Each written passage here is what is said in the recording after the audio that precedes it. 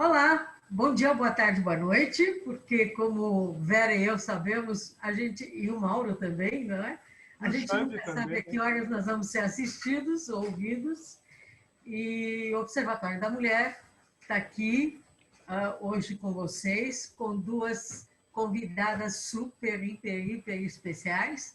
Alice Oliveira, que está nos falando lá do Ceará, e a Rita Quadros, que está aqui em São Paulo, né? Mas eu queria começar, antes da gente entrar no assunto propriamente dito do programa de hoje, porque, afinal de contas, nós estamos no mês da visibilidade lésbica e é sobre isso que vai rolar o programa, certo? Mas eu queria contar que amanhã, dia 24 de... não, dia 8 de setembro, está prevista a volta às aulas em São Paulo. Xande, por favor. Luiz Alexandre. Então, ai. Então, na quarta-feira, Xandão, bom, na quarta-feira, dia 29, nós vamos ter uma manifestação do Sindicato dos Professores e da CUT, a PUESP e a CUT, que vão fazer carreata em protesto contra a volta às aulas presenciais sem um controle efetivo da pandemia de Covid-19, que é o fim da picada, né? Tão preocupados, pais e mães estão aflitos com os riscos que as crianças correm, os professores e os sindicalistas também estão preocupados com a vida dos profissionais de educação, das crianças e dos familiares de todos que forem expostos à violência escolar neste momento, né? O governador Dória disse que a volta às aulas estaria prevista para o dia 8 de setembro, apesar do aumento dos casos confirmados do coronavírus no estado. Está complicada essa situação. E, finalmente, uma segunda notícia que eu queria também dar é que o Brasil está entre os países com mais casos de estupro, né? Continua crescendo. Entre 2017 e 2018 foram somados 120 mil casos, segue camuflada na política do Estado, né? Os órgãos que recebem e que encaminham e que recomendam o que fazer, na verdade, estão se queixando de falta de grana, de falta de verba, está ausente nos noticiários da grande mídia e nos assuntos diários de boa parte da população. E a gente sabe que a maioria absoluta das vítimas no Brasil é feminina, 81,8% contra 18,2% de vítimas masculinas, né? E a violência física e psicológica acaba sendo seguida por ameaças para manter o silêncio da vítima. Porque se você contar, você vai piorar para você. E a cada 100 estupros no Brasil, 63,8 são cometidos contra vulneráveis, em sua maioria crianças de até 14 anos. Mais das mulheres vítimas de violência de estupro têm menos de 13 anos, e entre os meninos a idade mais comum é ainda menor, que é 7 anos. Ufa! Gente, é de suspirar, né? Pô, alguma coisa tem que ser feita para acabar com essa situação. E nós tivemos recentemente o caso da menina, que era estuprada pelo tio e que teve que fazer um aborto e que teve aquela manifestação horrível na porta do hospital. Enfim, nós já falamos a respeito disso. Mas hoje nós vamos mudar de assunto. Hoje nós estamos falando do mês da visibilidade lésbica. E nós temos aqui duas convidadas especialíssimas que vão nos contar um pouco da trajetória de como começou essa manifestação, essa organização, enfim, essa coisa toda, e como está hoje, neste momento, a situação com relação à visibilidade lésbica. Alice, você não quer começar? Ou vamos dizer bom dia para todo mundo e depois a gente começa? É bom. Fala, Depois dessa... meu Deus, meu microfone. Não, está funcionando. Depois dessas suas duas notícias, entendeu? Não tem sol que ilumine, né? Não tem sol. Então, mas claro, a gente vai desejar um bom dia para vocês, para todas as pessoas que estão nos ouvindo, né? E que a gente não se abata com essas informações, mas que a gente procure tirar delas, né, a força para lutar.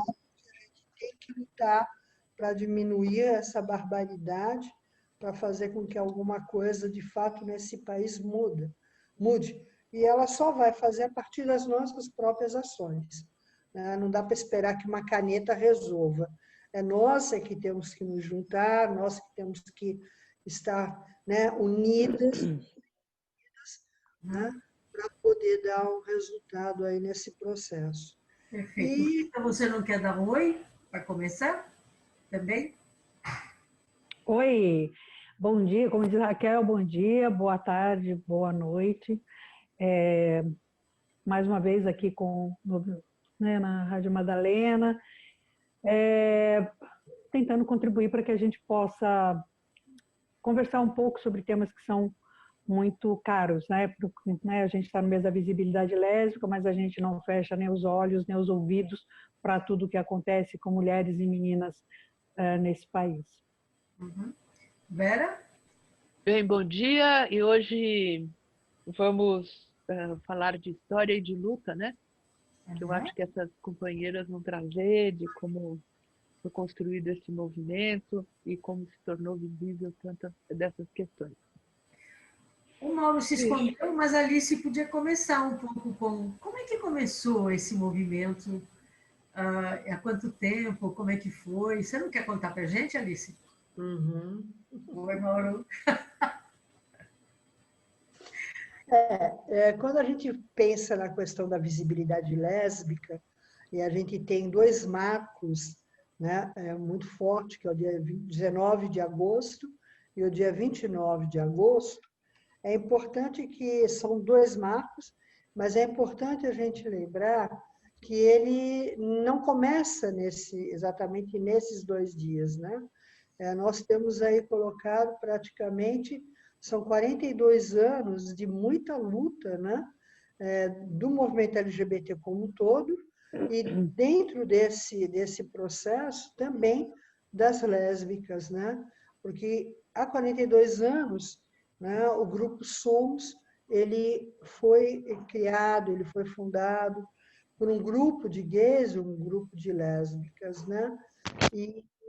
Então, desde esse momento, nós estávamos dentro desse grupo, né? E claro que pensando como resolver uma série de problemas que, inclusive, ainda estão aí colocados até hoje, né? Mas sempre buscando fazer isso, dar a visibilidade a uma discussão que é tão, sabe, sempre está tampado, sempre está no... Por mais que a gente busque sair do armário, querem nos colocar no armário, né? E essa é uma luta muito forte. Então, a gente passou todo esse tempo, né, buscando isso, sair desse armário, trazer à tona as nossas reivindicações. Então, nesse momento, foi um marco para a gente, né? Claro que a gente, como vive numa sociedade machista, capitalista, né, homofóbica, sexista, então tudo isso também vai se repetir dentro daquele pequeno grupo que éramos quando nós começamos a organizar, né, a realizar o primeiro grupo, né, no Brasil, que foi o Grupo Somos. Então, isso não tem por onde, ele vai acontecer lá dentro. E aí nós sempre estávamos ali lutando para poder, né, não estar largado num canto. E daí é tanto que a gente teve que começar a nos reunirmos internamente no grupo, né, que aí é onde sai a facção lésbico-feminista, né? Aí, depois de um tempo, ainda era muito complicado, sempre foi uma grande luta, essa convivência harmônica dentro do grupo. Então, é onde as mulheres saem dos Somos e criam o GALF, né, que é o grupo de ação lésbico-feminista. Né? E aí, com a saída, né, com a criação também de um periódico extremamente importante para um movimento que foi o Xana com Xana, né? Então, a gente buscava, a partir dali, trazer discussões que são extremamente, como diz a Rita, né, muito caras para o movimento, né, para as pessoas, para as lésbicas, né, que viveram aquele momento. É importante lembrar, eu sempre gosto de fazer essa ponte, que quando a gente pensa numa militância realizada há 42 anos atrás, a gente tem que não esquecer que não tinha computador, não tinha internet, não tinha celular, entendeu? Quer dizer, praticamente a gente trabalhava com sinal de fumaça, tá certo? E assim, os telefones, inclusive, eram muito caros, né? Também, quando tinha que fazer uma ligação, tinha que pedir para alguém, né, para ir na casa de alguém, dentro de algum local, de um sindicato, sempre também nos apoiou. Alice, telefone era bem declarado no imposto de renda, pra você ter uma ideia, valia mais que uma casa às vezes. Só para as pessoas entenderem do que a gente está falando. Pois é. Então, e aí... Eu paguei a minha linha telefônica fixa R$5.000. Paguei em suaves prestações mensais. Hoje não vale mais nada. Mas você não foi a única, né? Todas nós, praticamente, para termos um telefone em casa, a gente teve que era o famoso plano de expansão. Né? Lembra? O plano de expansão. Isso já era moderno. E aí é que fazer isso, né? Então, nós não tínhamos computador, nós tínhamos, era a máquina de escrever, né? E a gente não digitava, a gente datilografava, né? Então, tudo isso são coisas que remontam, né? E vocês duas, Vera, Raquel, também são dessa etapa, né? E que remonta isso. Então, é importante, porque a moçada que está aqui hoje, fazendo a militância, correndo, né, fazendo os corres atuais, né, não conheceram isso. Né? Não tem nem ideia do que era isso, entendeu? Né? E pensar também que nós não tínhamos carro, nós andávamos de ônibus, enfim, era uma loucura. Então, Ou de bonde. Hã? Você desligou. Ou de bonde, a gente andava de bonde também, lembra? O elétrico. Eu já fui pegar o rabinho do bonde, né? Eu fui pegar o rabinho dele, né? Mas, enfim, isso foram momentos extremamente ricos, né? Porque nós não tínhamos receita, né? Nós não sabíamos como montar um grupo, como fazer as coisas. Eu lembro que eu liderei a primeira greve do Hospital Emílio Ribas, em 79, né? Quando foi em 78, o HC, ele parou, teve a primeira parada dele, né? Aí os caras vieram conversar comigo. Dá para parar o Emílio Ribas? Dá para parar? Eu falei, não dá. Né? Como vai parar, né? Aí eu nunca esqueço disso. Eles anotaram, entendeu? Algumas grandes lideranças, inclusive hoje, anotaram num guardanapo o que é que eu tinha que fazer, né? Para poder parar o Emílio Ribas. E eu fui fazendo isso de pouco em pouco, e um ano depois, foi em 79, nós paramos. Para vocês terem uma ideia que, né, a gente construiu todos os movimentos praticamente, né? Vinham alguns movimentos que já estavam ali constituídos, né? Mas esse boom, que na realidade o que aconteceu foi isso, deu um boom. Aí nós tivemos o movimento de mulheres, o movimento LGBT, que na época era homossexuais, importante lembrar, e nós, lésbicas, temos uma responsabilidade muito grande sobre isso. Por quê? Porque fomos nós que reivindicamos a inclusão da palavra lésbica. Porque naquele momento em que você trabalhava homossexuais, era todo mundo. Né? Mas cadê? Quem são? Né? Como é que está? Né? E aí, quando teve, em 80, nós realizamos o primeiro EBO, que é o Encontro Brasileiro de Homossexuais, né? que foi em 80, lá, o fim dele foi lá no Ruta Escobar. E aí, quando foi para o 7º encontro, que foi em São Paulo, lá no Cajamar, né, aí nós começamos, não dá, não é possível que tenha homossexuais. E aí nós brigamos para ter a inclusão da palavra lésbica. Aí foi uma outra briga, né? Foi uma outra briga, porque os gays achavam que a gente estava querendo separar o movimento. Né? E aí começa a falar do... Antes disso, eu estava no Nós Mulheres e a Vera estava no Brasil Mulher. Brasil Mulher. Que é a imprensa feminista, e a gente juntava no que a gente pomposamente chamava de coordenação do movimento feminista, todo mundo que tivesse qualquer atividade, né? Fosse uma pessoa sozinha numa fábrica, que tivesse uma percepção dessa questão de feminismo, estava lá junto. E aí o Galf apareceu nessa coordenação e pediu para se fazer... Conta para nós como é que foi a reação, hein, Alice? Que horror, meu Deus. Parecia que nós, lésbicas, comer todas as mulheres, né? Porque o medo foi geral, né? Foi uma coisa impressionante. Eu lembro bem porque, assim, nenhuma pessoa, né, nenhum heterossexual chega dizendo: eu sou fulano heterossexual, eu sou ciclana heterossexual, né? Mas nós tínhamos adotado isso como uma postura política, para demarcar claramente que nós estávamos ali para fazer essa discussão. Muita gente dizia assim, minha sapata de plantão, né? Entendeu? Mas era necessário fazer isso, né? E quando nós chegamos, esse foi um momento... Hoje a gente ri, né? Porque vai virando piada, né? Mas eu lembro bem que quando, por exemplo, eu me apresentava, Alice Oliveira, eu sou lésbica feminista, né? Aí tá, do meu lado direito estavam as cadeiras ocupadas, tal. Aí a Marisa lá do outro lado, Marisa Fernandes, tal, e do lado também tinha a gente. Quando era dali a pouco, a gente observava as cadeiras da minha direita e da minha esquerda estavam vazias. As pessoas tinham levantado e mudado de lugar, né? Então, ou seja, a gente amedrontava muito, né?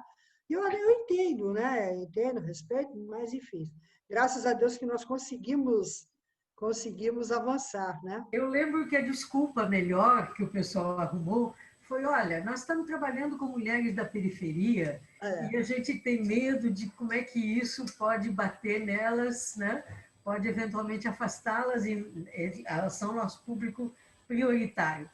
Aí a Cidinha Cocac levantou a mão e disse: olha, eu sou uma mulher de periferia, sou presidente da Associação das Donas de Casa, eu moro na Zona Leste e eu acho fantástico que vocês estejam aqui com a gente. E nós queremos também discutir sexualidade. Que bom que vocês vieram para discutir essas coisas, né?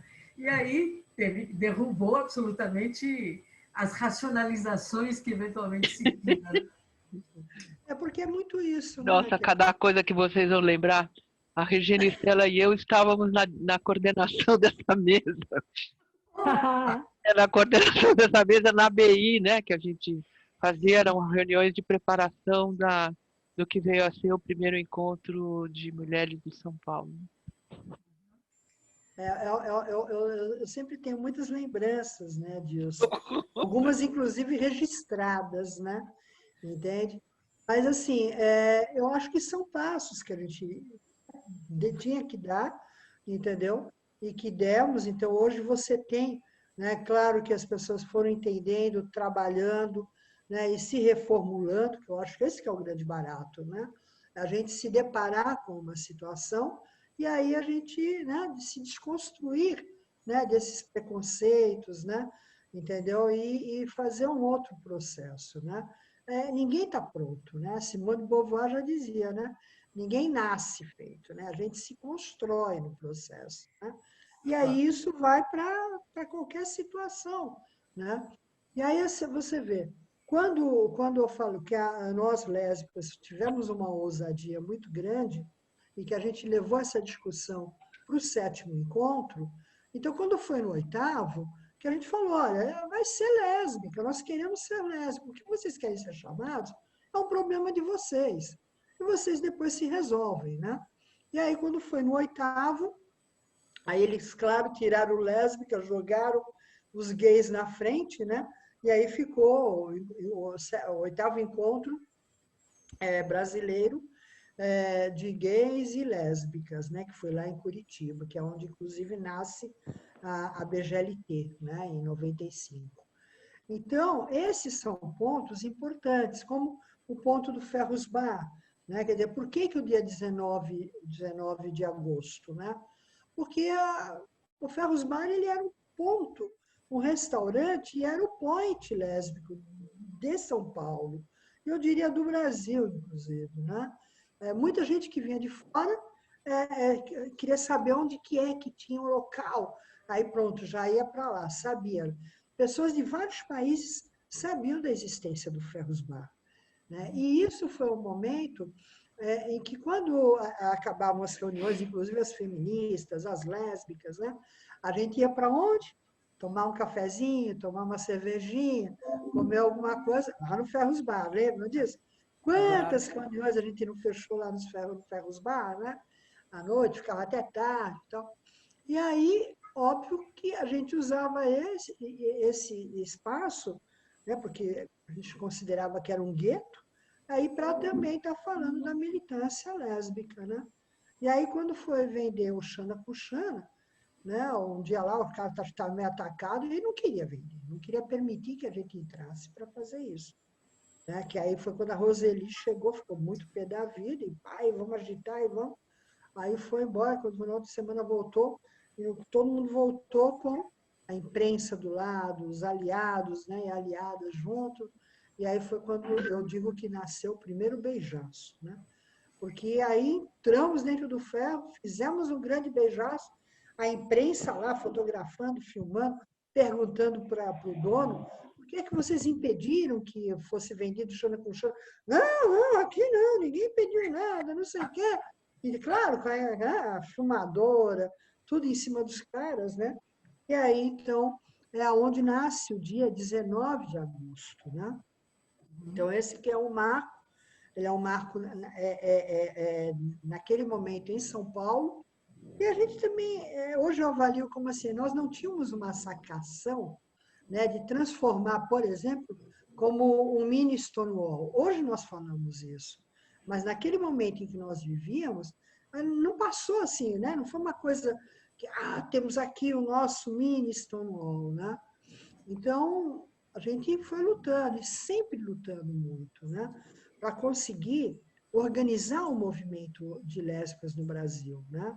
Então, era uma coisa muito complicada. Eu digo que durante uns 12 anos, o movimento ele ficou muito estagnado, sem avançar. Né? E aí, quando chega o Senale, né, porque ele vem de um processo de discussão que foi acontecendo durante um ano, para que a gente primeiro estava pensando em fazer um encontro nacional de lésbicas. Né? E aí, São Paulo chamou uma grande reunião, éramos cerca de 50 lésbicas. Quando chega... Em que ano? Acho que foi em 93, não, acho que foi em 92, por aí. Acho que foi por aí. Porque em 95 eu já voltei a vir para cá, para o Ceará, né? Uhum. E aí, o que aconteceu? A Miriam Botássio, que era uma outra grande feminista, liderança, chegou com a proposta de fazer o encontro latino-americano e caribenho.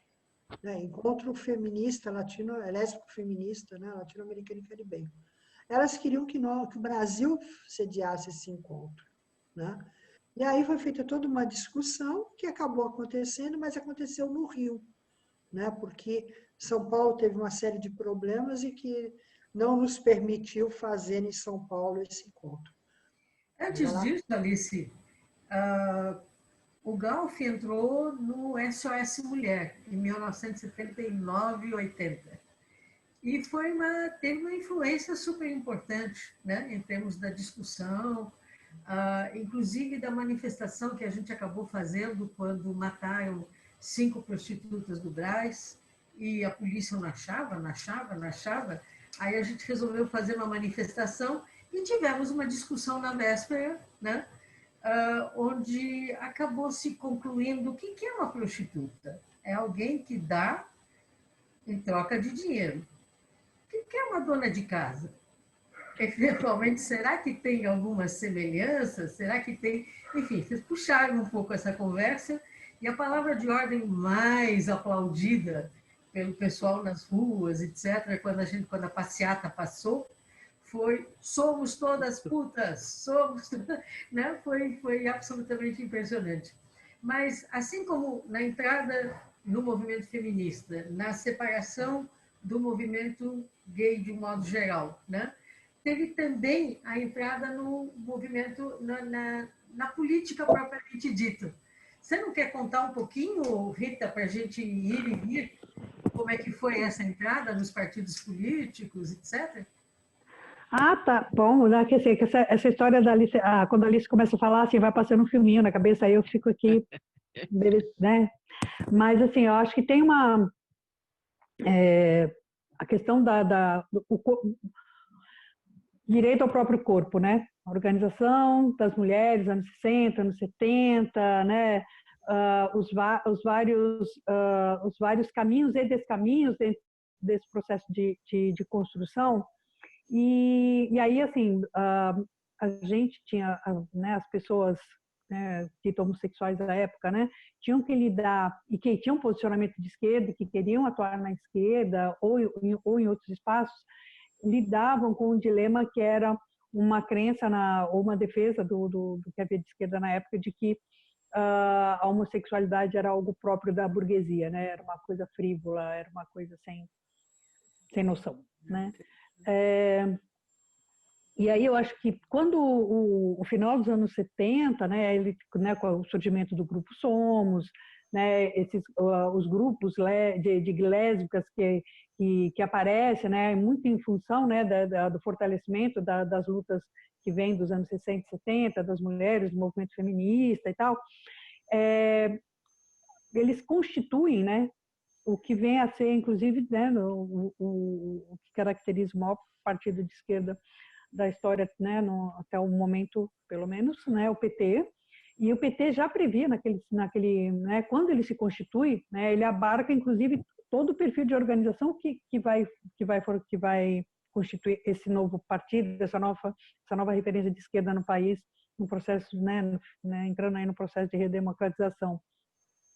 E o próprio estatuto do partido já previa desde seu início isso, né? Mas, concreta e objetivamente, né, a gente tinha uma dificuldade de fazer essa discussão dentro do partido, seja com os gays, seja com as lésbicas e, sobretudo, com a composição oficialmente hétero do partido, né? Porque você colocava a questão das prioridades.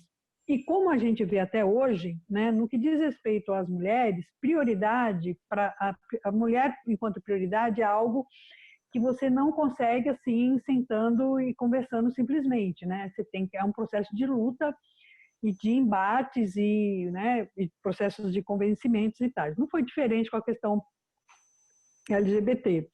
Era um tema espinhoso e tal. E quando a gente recentemente me marcaram no Facebook com uma figura maravilhosa que foi assim importantíssimo para a constituição do NGLPT, que é o Beto Oliveira. Quando a gente começa a conversar sobre isso, a gente consegue apoio muito, muito forte de héteros, né? Então, assim, Flávia Pereira, que era secretária de Mulheres, a Rosângela Larrigo, a Sônia Hipólito, responsável por bancar na direção nacional do PT a realização do primeiro encontro nacional, né? E a gente tinha, né, por parte de companheiras e companheiros, né, que poderiam vir, a gente poderia se encontrar num bar, a gente poderia frequentar uma casa do outro, mas que tinham outras funções dentro do partido que não permitiam que essas pessoas se tornassem a sua orientação sexual pública. E tem essa coisa assim, mas eu não sou obrigada, tal. E é verdade, ninguém é obrigado, né? Mas o aspecto político, né, a visibilidade enquanto uma expressão política, vem o PT cumpre um papel muito importante nisso, né? Quando é o partido que expressa isso, que assume publicamente, existe um núcleo com todos esses percalços, né? Com todos esses entraves que eu estou colocando aqui, evidentemente o PT entra para a história como um partido que quando se constitui, né, 10 anos depois menos de 10 anos depois de se constituir, né, organiza o que a gente chamava de núcleo, hoje chama de setorial, né? A gente organiza um núcleo LGBT. Veja bem, a diversidade tucana vai surgir mais de 10 anos depois. Né?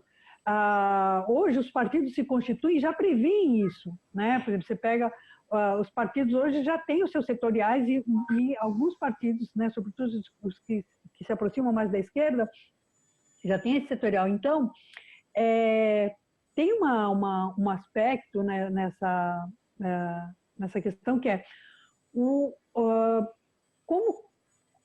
o desafio de lidar, como que a sociedade abarca essa questão com todas as suas contradições, né?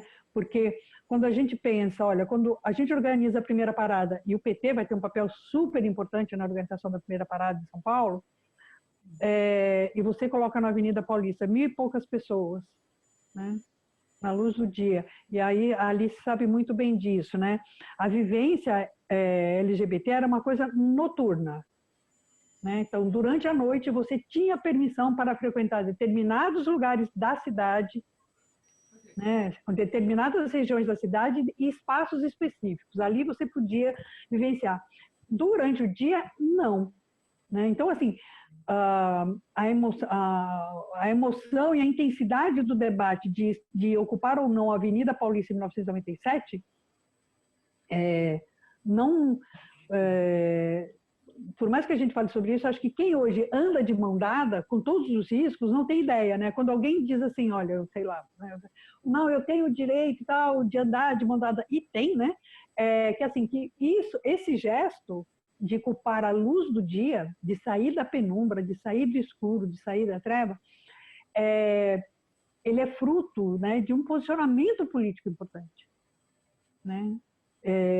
E aí, né, e saber que você tinha, né, por exemplo, quando a gente pensa assim, olha, o que é a primeira parada acontece com a perua de um sindicato, que era de servidores públicos municipais, né, com apoio de 3 parlamentares especificamente, Ana Maria Quadros, professora da, né, área da educação do PSDB, Ítalo Cardoso, que era um cara que já era muito identificado com a pauta, o Néder, que estava no seu primeiro mandato, é um cara que vem das lutas sociais.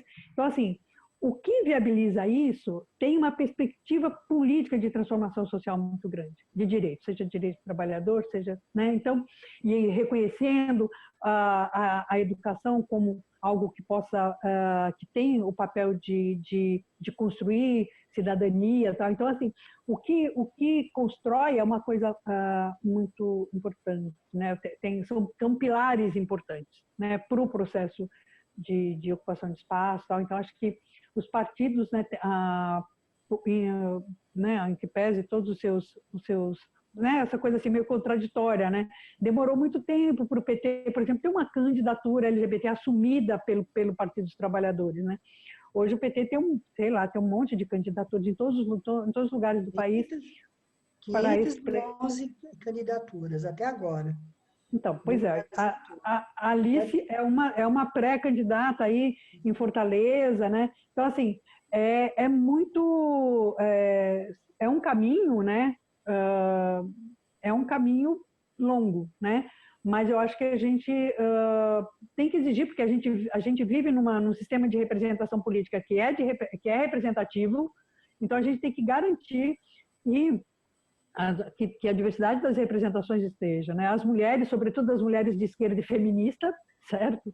Porque não necessariamente você ter uma mulher ocupando espaço público significa grandes coisas, né? Só a gente vê o lamentável papel que a ministra Damares desempenha quando uma menina de 10 anos é violentada, né? Desde os 10 anos, né? Que isso acontece desde os 6. Então, assim, que figura pública de mulher nós queremos, né? Então, eu acho que então, estar inseridas nesses processos, eu acho assim, valorizo muito quando, fico feliz quando a gente tem mulheres com o perfil da Alice, por exemplo, que são mulheres de esquerda, que têm trajetória de luta, em defesa dos direitos, né? Você quer? Eu quero sim, eu fiquei nesse tempo pensando, é como a Rita falou, a gente vai passando um filminho na cabeça da gente, né? Mas eu queria, em particular, fazer uma homenagem hoje a Lurdinha Rodrigues. Eu acho que ela, lembrando, então, eu queria, quando vocês estão comentando de toda essa dificuldade e essa construção no partido, coisa desse tipo, eu queria lembrar dos últimos importantes trabalhos da Lurdinha, que faleceu num acidente, né, no começo dos anos de 2014. 2015, 2015 no Carnaval de 2015, né? E a Lurdinha trabalhou comigo, eu fui secretária na Secretaria de Política para as Mulheres, né? E que se introduziu lá uma coordenação da diversidade, no qual a Lurdinha era a coordenadora. E ela fez uma coisa, só para a gente pensar como foi a construção dessa luta de vocês, né? Uma das últimas coisas importantes que a Lurdinha fez foi a preparação de um documento junto com da Secretaria, junto com o Ministério da Saúde, na construção de uma política da saúde lésbica, né? Foi um seminário incrível, levantou tantos... Ela conseguiu levantar uma porção de estudos, de propostas e fez um trabalho importantíssimo de construir essa política que eu imagino que hoje deve estar jogada às traças lá no Ministério da Saúde, né? Mas eu queria que hoje dedicar também o nosso programa na lembrança dela, né? E lembro dela na preparação do Senalis. É Senalis que chamava, né? Do encontro. Senali. Não é? Isso. Nossa, nessa coisa do filminho que passa na cabeça, assim, me veio muito a presença dela na preparação desse encontro. Gente, e a questão da saúde da mulher lésbica, vocês não querem abordar também? Opa! Importante, né? Vai lá, Alice. Muito importante. Tudo que se reivindica hoje é uma reivindicação que vem sendo construída desde 42 anos atrás. É importante frisar isso. Acho que nós tivemos grandes avanços quando nós tivemos o governo Lula, o governo Dilma. É, assim, realmente muito claro isso, né? Mas, lamentavelmente, depois do desgoverno que entrou, como disse você, bem falou, Vera, está tudo jogado às traças e às baratas, né? As situações.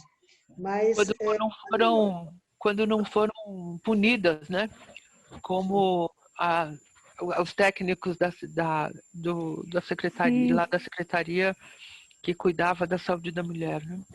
Uhum. Pois é, quando eu coordenei o Corte Senali, que foi aqui no Ceará, né? Nós pegamos um apartamento... Primeiro, quando foi mesmo, Alice? Em 2001.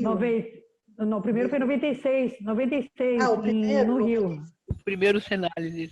96 no Rio. Foi no Rio, que é quem construiu toda a proposta foi a Neuza Pereira com a Beth Calver, que já virou uma estrelinha. E quando o segundo foi na Bahia, o terceiro foi em Minas Gerais, o quarto foi aqui, o quinto foi São Paulo, o sexto foi Recife, o sétimo, acho que foi lá para o lado do norte. Foi.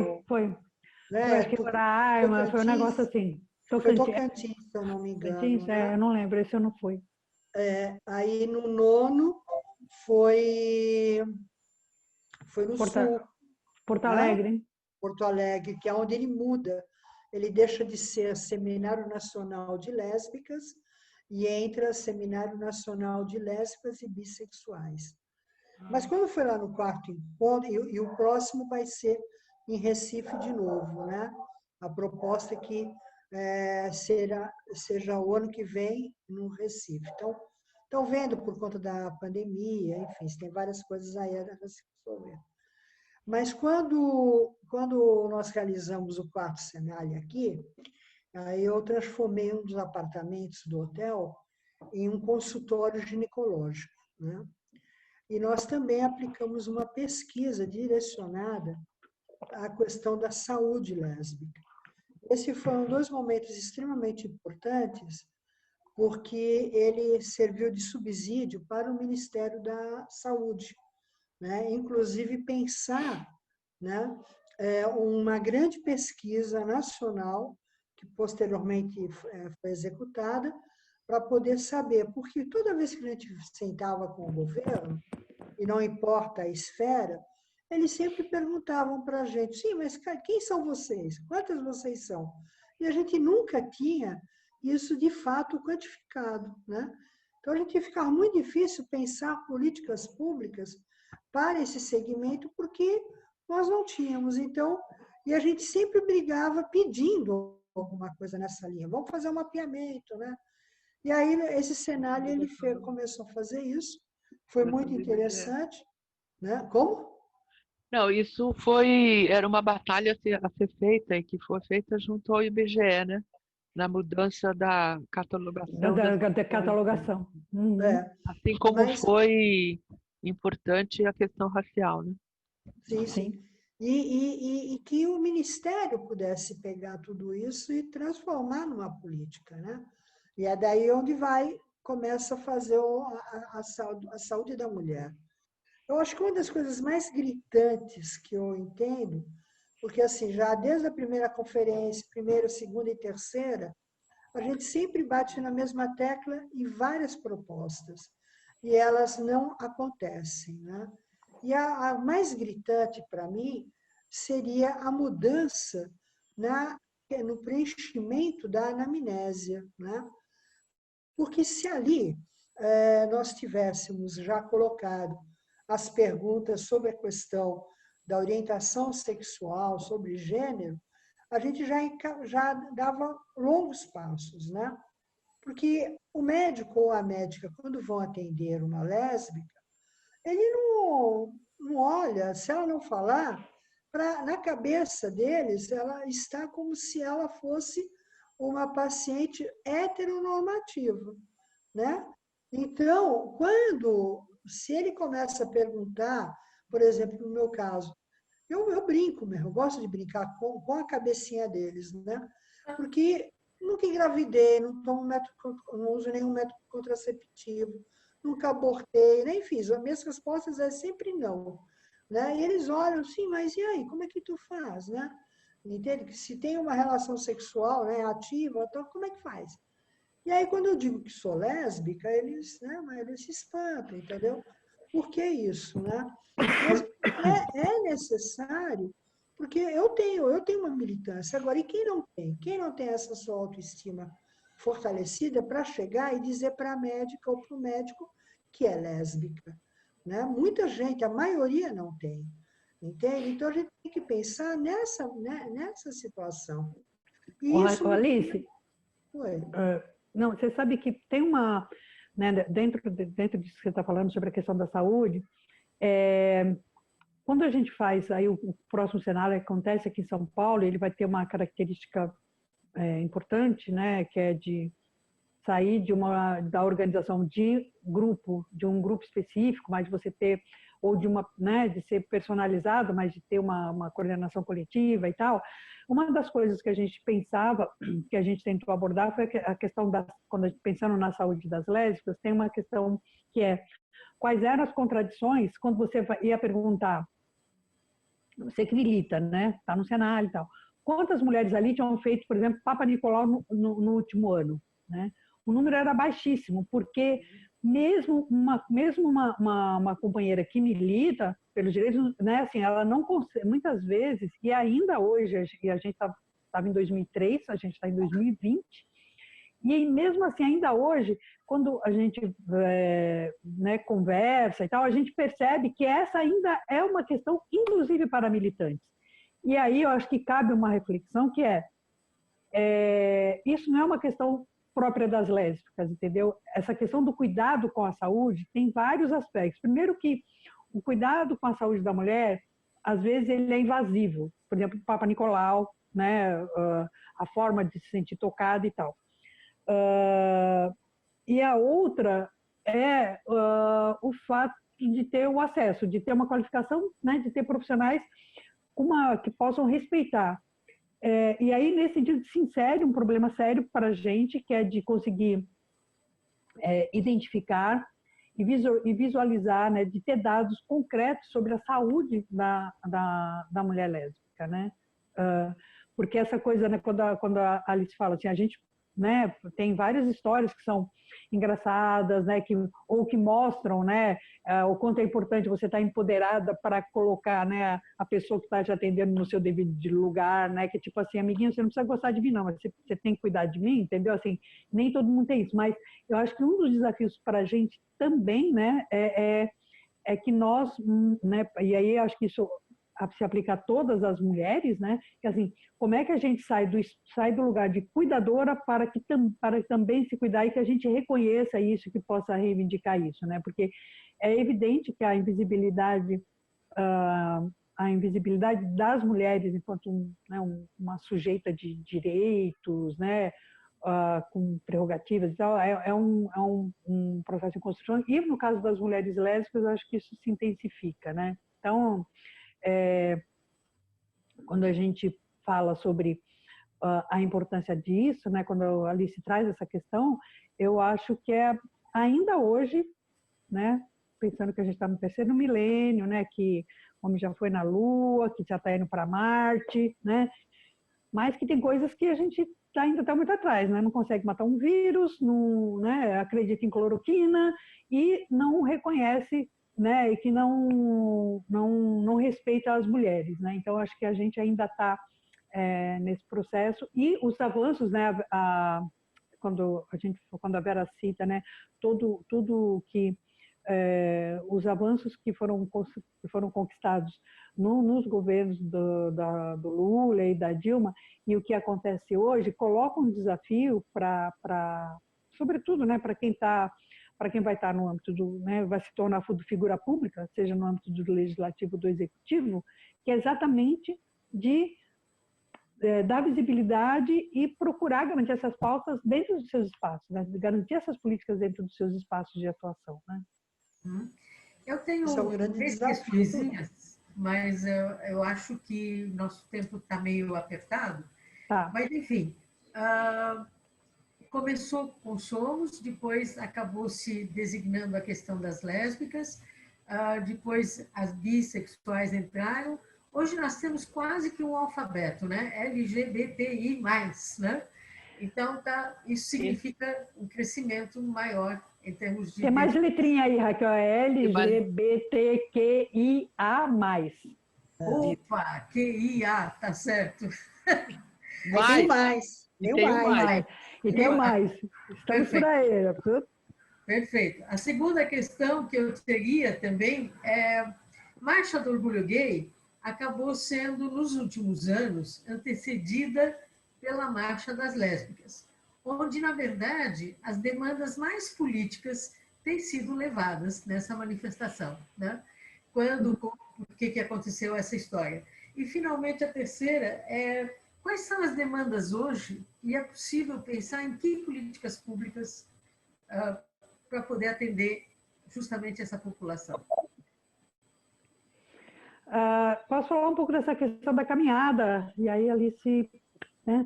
A primeira caminhada aqui em São Paulo ela acontece em 2003, momento em que a gente está realizando o 5º Senale. E a gente tinha ali, já havia uma questão muito séria, que era a invisibilidade das lésbicas, numa parada que tinha o nome LGBT, mas que tinha visibilidade gay, e trans, né? Quando você pegava os jornais na segunda-feira pós-parada, você não via uma linha sobre as lésbicas. E aí, nesse processo, a gente tinha uma questão que a gente estava realizando um evento com lésbicas, né, com 300 lésbicas do Brasil inteiro.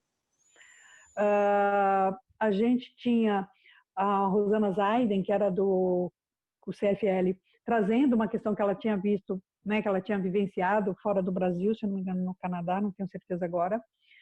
E a gente também tinha uma memória aí, uma articulação e uma troca de ideias com mulheres do México que também já tinham feito isso. E aí a gente faz, e aqui também o grupo mais outros, a Valéria Melk e a Renata tinham participado de um programa com a Luciana Gimenez, e aquele Afanásio de Azad tinham acabado com elas, né, na discussão de direitos, e a Luciana Gimenez permitiu aquela violência, né, pública, né? Então, a gente juntou esse caldeirão todo e a gente resolveu organizar, junto com umas e outras, a primeira caminhada. E foi tenso, né, o processo, porque dentro da organização da caminhada e do Senali, né, a gente tinha algumas mulheres que resistiam a essa ideia, achavam que a gente estava rachando o movimento de novo, né, assim, vem com essa coisa de dizer que a gente estava de novo querendo rachar o movimento. A gente teve que fazer uma reunião com a coordenação da Associação da Parada para poder ouvi-los, né? Porque eles queriam, primeiro que a gente que não queria nem conversar, né? Mas com eles, né? Eu era uma delas. Mas assim, falou assim, não, foi decidido, vamos ouvir o que eles têm para dizer. Nós ouvimos e ouvimos essa coisa de que, olha, vocês estão sendo irresponsáveis. Agora que nós estamos sendo aceitos pela sociedade, vocês vêm fazer um evento antes, vocês querem dividir o movimento. Que quem me conhece um pouco sabe que eu tenho entre os defeitos, que às vezes é uma qualidade, mas assim, a ironia é uma amiga inseparável. Eu, né, até falei assim, olha, quem dera tivéssemos, quem dera pudéssemos, né? E e seguimos isso. Então, durante, né, bastante tempo, a caminhada, ela sempre trazia a pauta política daquela semana do orgulho LGBT, né? E a parada era o dia da festa. Então, as pessoas iam fazer política na caminhada e política e festa na parada, né? Que assim, cada uma ia cumprindo o seu papel. E foi super importante, apesar de todas as dificuldades da visibilidade. Eu lembro que uma vez, quando eu estava na organização, eu dei uma entrevista para a Folha de São Paulo, a gente ficou conversando uns 40 minutos ali, ó. E a única coisa, o único comentário que a pessoa fez foi, depois que a entrevista tinha acabado, eu disse para o jornalista, eu falei, bom, o ano passado São Pedro foi misógino e choveu no dia da caminhada, espero que ele não seja. Foi o único comentário. Foi a única coisa que saiu na imprensa. Puxa, que horror, que horror.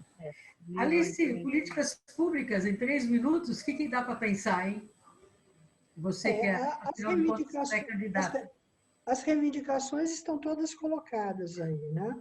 Então, é meio que pegar tudo que se tem.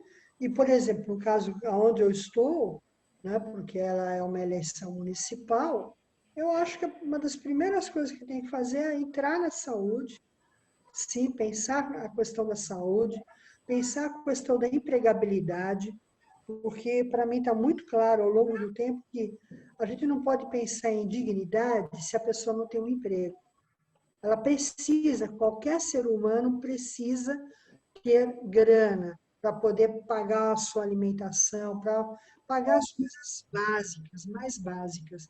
Então, nós temos que fazer isso. Então, essas são, eu diria, são 2 coisas extremamente importantes e que quando você pensa no trabalho, você também tem que pensar a capacitação dessas pessoas, né?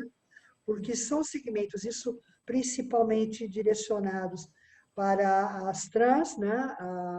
Homens trans, mulheres, travestis, e também aquele gay e aquela lésbica que não está dentro daquilo que a gente chama o estereótipo, né, feminino ou masculino, tá certo? Então, quem foge a essa normalidade, ele é penalizado, né? Então, eu acho que a gente tem que pensar nesse processo, né, que são coisas que, às vezes, só depende de algumas coisas mínimas, né? Mas é vontade política, na realidade.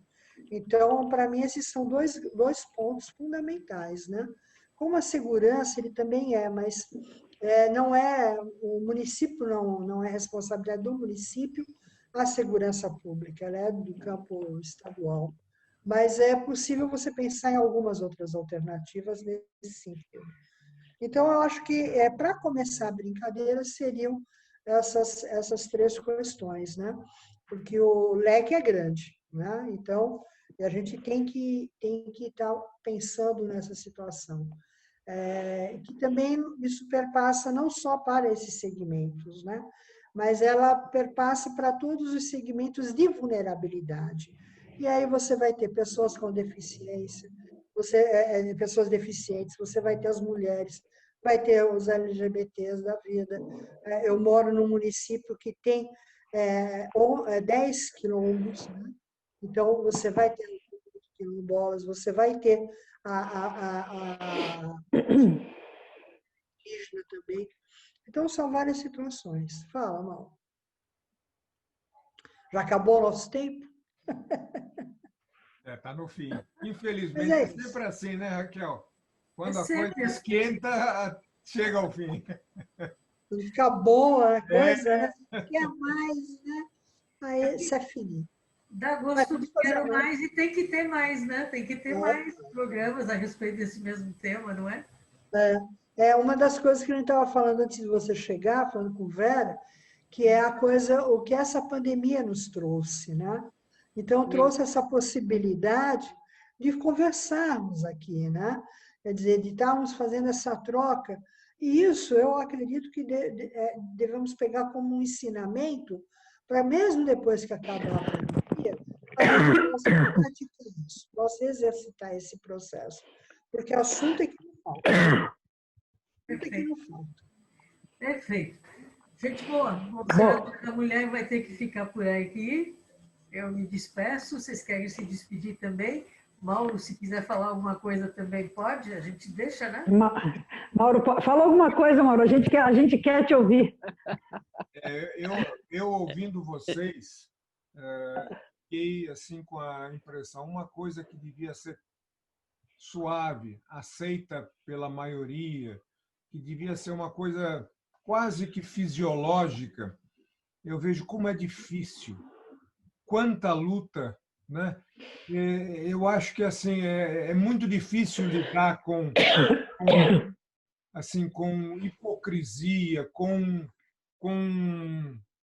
uma sensação aí de irracionalidade, né? Assim, é uma coisa muito triste, eu acho essa. E vejo o quanto vocês lutam para poder, né, estar normais numa sociedade que devia aceitar isto como a maior normalidade possível e não ter essa reação adversa tão importante. Eu sei bem, porque eu já cuidei de pessoas assim. Opa, deixa eu. Meu telefone. A gente não desliga, né? Então, eu já tratei como médico assim de pessoas que tiveram que lutar, né, para serem aceitas, inclusive na família, né? Não vou nem falar na sociedade. Então, eu acho que é uma luta incessante. Enquanto isso não for assim resolvido, a luta tem que continuar. Essa é a minha ideia. É isso aí. É isso, Mauro. Só para fechar a minha despedida aqui, eu acho que o que você coloca, muitas vezes eu bato, sabe, Mauro?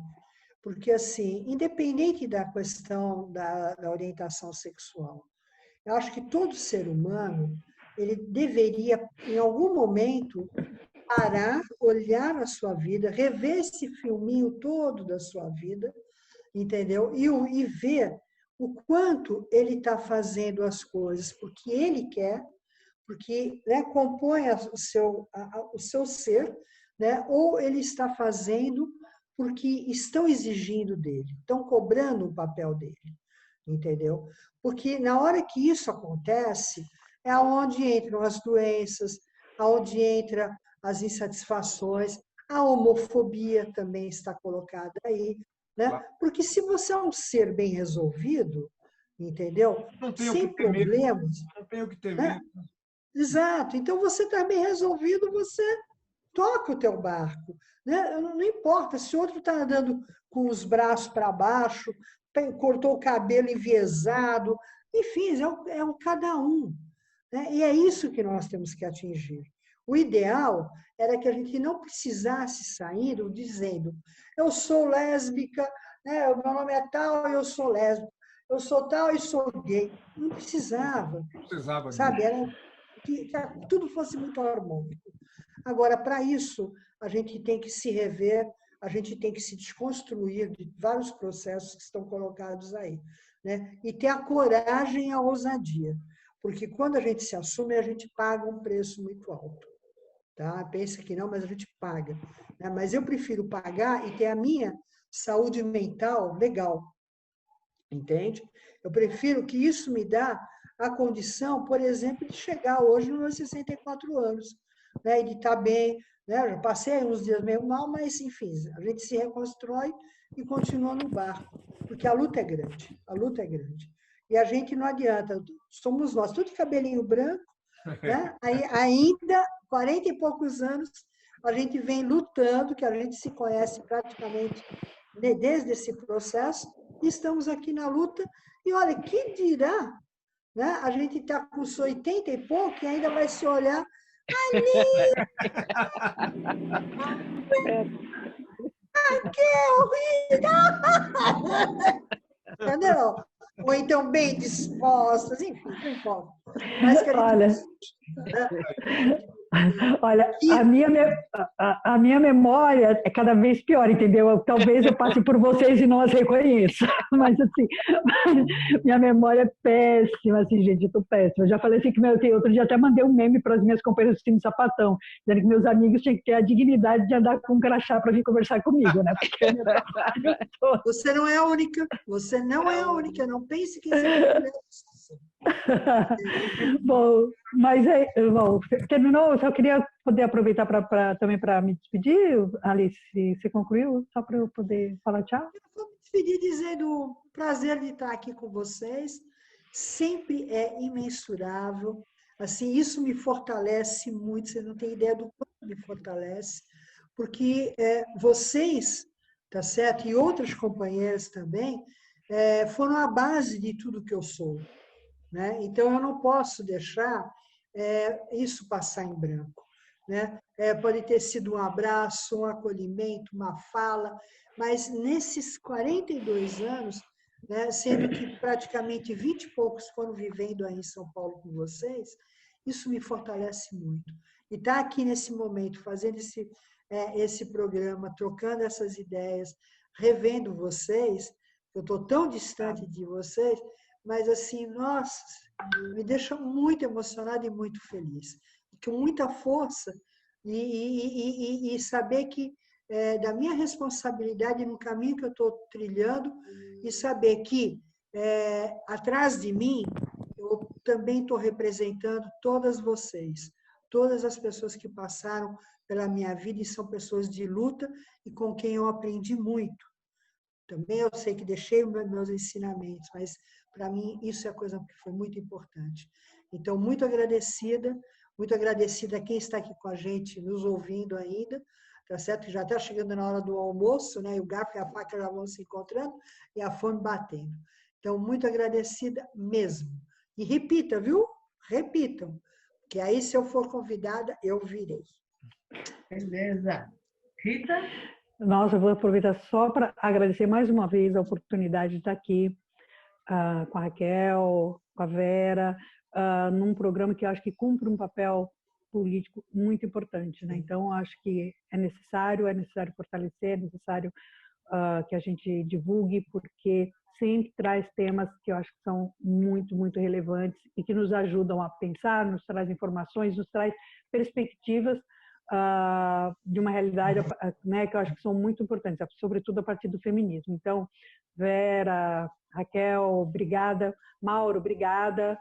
Que a gente possa, né, vir aqui com pautas mais leves e que a gente possa simplesmente dizer assim, como é que a gente vai fazer esse ajustezinho de rota, né, que a gente não... Né, mas é para isso que a gente está aí há mais de 40 anos, não é isso? Então, um grande abraço para vocês. Vera? Então, eu acho que o nosso tempo está tão curto, mas eu queria dizer que nós vivemos numa sociedade no qual o ser diferente, né, tem todo esse sofrimento, sejam nesse tempo de pandemia, a gente nem falou, né, de o que fica a vulnerabilidade das mulheres lésbicas. Temos muito assunto para falar e eu espero também Sim. que daqui um dia possamos fazer um programa de coisas boas e celebrar sempre as coisas alegres, né? Beleza. Bom, eu queria agradecer enormemente a Alice e a Rita e queria que o Mauro também se despedisse, porque nós voltamos na semana que vem. Fala, Mauro. Não, nem vou falar, porque eu falo, aí sai todo mundo falando atrás e nós não temos mais tempo.